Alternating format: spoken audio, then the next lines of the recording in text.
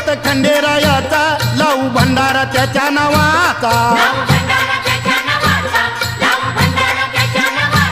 पाली जेजुरी ह्याच गावाचा, ठरला विचार माझ्या मनाचा.